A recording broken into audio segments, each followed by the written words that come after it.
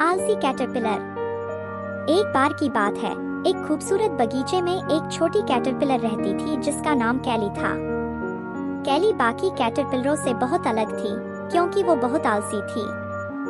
जहाँ उसके सारे दोस्त दिन भर मेहनत करके अपने कोकून बना रहे थे, वहीं कैली धूप में आराम करती रहती, लंबी झपकियाँ लेती और पत्ते चबाती रहती। एक दिन कैली का सबसे अच्छा दोस्त बज नाम का एक मधुमक्खी उसके पास आया। कैली, क्या तुम अपना कोकून बनाने की तैयारी नहीं कर रही हो? सर्दी आने वाली है और तुम्हें अपनी सुरक्षा के लिए कोकून की जरूरत पड़ेगी, बज ने चिंतित होते हुए कहा। कैली ने अंगड़ाई ली और कहा, ओह बज, अभी बहुत समय है। मैं अभी धूप का मजा लेना चाहती हूँ।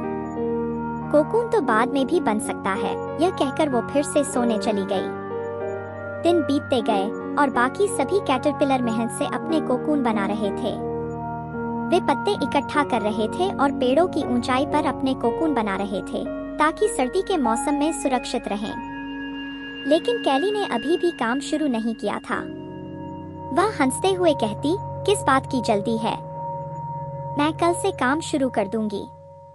फिर एक सुबह कैली जब जागी तो उसने देखा कि सारे पत्ते पीले और नारंगी रंग के हो गए थे।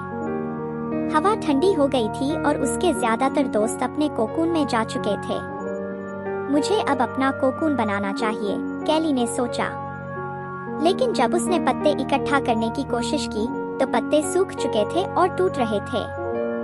कैली घबरा गई।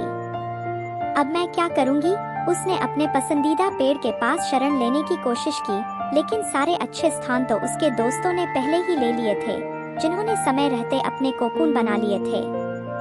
ठंड से कांपती हुई कैली मदद मांगने के लिए अपने दोस्त गिलहरी सैमी के पास गई, जिसने सर्दी के लिए ढेर सारे अकोन इकट्ठे कर रखे थे।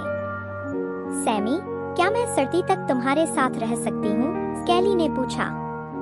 सैमी ने सिर हिलाते हुए कहा, मुझे माफ करना कैली, लेकिन मेरा घर बहुत छोटा है। मैंने सर्दी के लिए कड़ी मेहनत की है और मेरे पास केवल अपने लिए जगह और खाना है। फिर कैली अपने दोस्त मेंढक फ्रेडी के पास गई। फ्रेडी, क्या मैं तुम्हारे साथ रह सकती हूँ? यहाँ बहुत ठंड है और मेरे पास कहीं और जाने की जगह नहीं है। फ्रेडी ने धीरे से कहा, मुझे तुम्हारी मदद करनी होती तो मैं जरूर करता, लेकिन मैं तो पहले ही कीचड़ में घुसकर सर्दी से बचने की तैयारी कर चुका हूँ। तुम्हें समय पर अपना कोकून बना लेना चाहिए था। दुखी और पछताती हुई कैली एक छोटे से झाड़ी के नीचे पत्तों के ढेर में जा छुपी।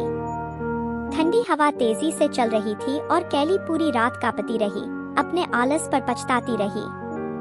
सर्दियां आईं और कैली को कड़ी मुश्किलों का सामना करना पड़ा। वह कोकून नहीं बना पाई थी और अब उसे अपनी आलसी प्रवृत्ति का खामियाजा भुगतना पड़ा। लेकिन जैसे ही वो ठंड में कांपती रही, उसने खुद से एक वादा किया, अगर मैं इस सर्दी से बच गई तो मैं कभी आलसी नहीं बनूंगी।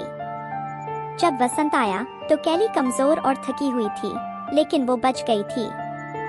उसने देखा कि उसके सारे दोस्त खूबसूरत तितलियां बनकर उड़ रहे थे। हालांकि कैली अभी उड़ नहीं सकती थी, लेकिन उसने बिना देरी किए पत्ते इकट्ठे करने शुरू कर दिए और मेहनत से अपना कोकून बनाने में लग गई। कुछ हफ्तों बाद कैली अपने कोकून से बाहर निकली और अब वो एक सुंदर तितली बन चुकी थी। अब वो आलसी कैटरपिलर नहीं रही थी, बल्कि एक मेहनती और खुश तितली बन गई थी।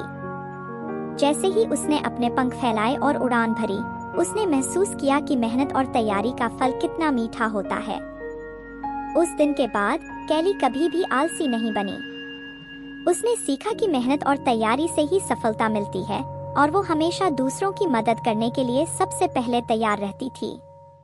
शिक्षा, मेहनत और तैयारी से ही सफलता मिलती है। समाप्त। और इस कहानी से हमें ये सीखने को मिला कि मेहनत और तैयारी से ही सफलता मिलती है। अगर आपको ये कहानी अच्छी लगी हो तो वीडियो को लाइक करना ना भूलें और हमारे चैनल गिगल ब्लूम हिंदी को सब्सक्राइब करें ताकि आपको ऐसी ही और मज़ेदार और सीख भरी कहानियाँ मिलती रहें। धन्यवाद।